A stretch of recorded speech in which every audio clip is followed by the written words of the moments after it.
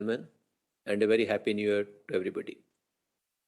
Thank you for joining this analyst meet post announcement of quarter 3 of financial year 23 results of the bank.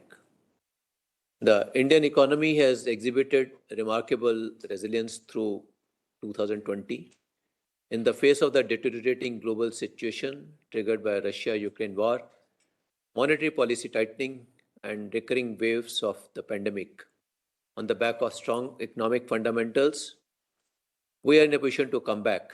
An important factor in the overall outcome has been the measured response of monetary and fiscal policies in sharp contrast to the aggressive tightening worldwide. The new year brings hopes for continued momentum in India's growth story, backed by the sustained strength in domestic demand. The World Bank has gone on record to say that the nation was well placed to steer through any potential global headwinds in 2023.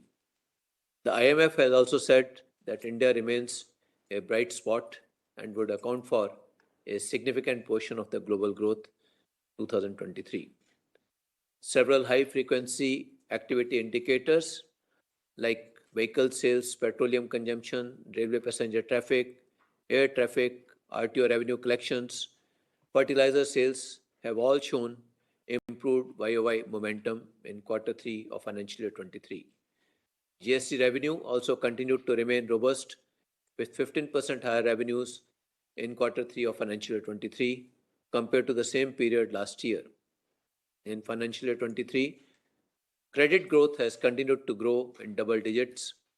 The incremental 9-month credit growth has doubled in financial year 23 compared to financial year 22. Credit growth in the system is currently at about 15% as against 9% in last year. The good thing is that credit growth is broad-based and not limited to a few industries or sectors. So we expect the pace to continue in the next financial year also, but some moderation may happen. At State Bank of India, we have always maintained that our long-term strategy is to build sufficient resilience in our balance sheet. So while we continue to pursue growth in core operating incomes, we have also been proactive in identifying any potential risk and build adequate provisions for the same. And our operating results for the quarter are aligned with our long-term strategy. I'm pleased to announce that for the second quarter in running, we have again posted our highest ever quarterly profit at rupees 14,205 crores. Our business growth numbers are strong, and in terms of asset quality, our gross NPA numbers have dropped to its lowest level in more than 6 years. Let me now give some color to bank's numbers for the quarter. Net profit for the quarter increased by more than 68% YOY to 14,205 crores, while operating profit at rupees 25,219 crores increased by 36%. ROA of the bank for the 9 months period improved by 23 basis points on YOY basis to 0.87%, and ROE improved by 458 basis points on a YOY basis to 18.59%. Most other core profitability metrics have also improved over previous year as well as sequentially. Net interest income increased by 24.05% YOY on the back of improvement in yields and continuing credit offtake. Domestic NIM also improved by 29 basis points YOY and 14 basis points sequentially. Non-interest income grew by 32.22% YOY. Operating expenses increased by 16.69% YOY as we have started building provisions for the wage revision, which has fallen due from November 2022. Other than that, our overhead expenses as well as staff costs are within control, and our cost to asset continues to remain among the lowest in the industry, reflecting our efforts to build long-term cost efficiencies. On the business front, the growth momentum in domestic credit offtake has continued in this quarter also, with growth coming from all the segments.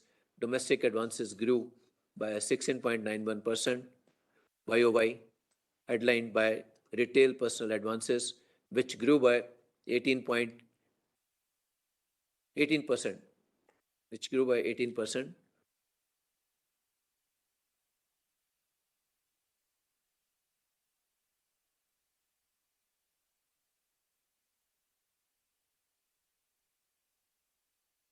SME and agri advances also posted the double-digit growth at 11.52% and 14.16%.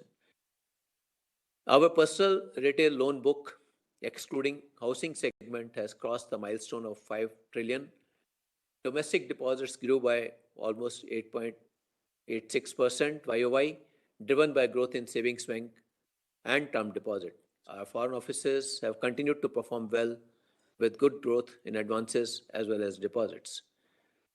As far as the asset quality is concerned, we continue to post improving outcomes. Our gross NPA has dropped below rupees 1 lakh crore and stands at rupees 98,347 crore. In terms of the ratio, our GNPA ratio has come down by 136 basis points YOY and stands at 3.14%. Our net NPA ratio has also declined by 57 basis points and stands at 0.77%. Slippage ratio for the quarter stands at 0.41%. The consistently improving asset quality is also reflected in our credit cost, which is at 21 basis points for the quarter and is down by 28 basis points YOY.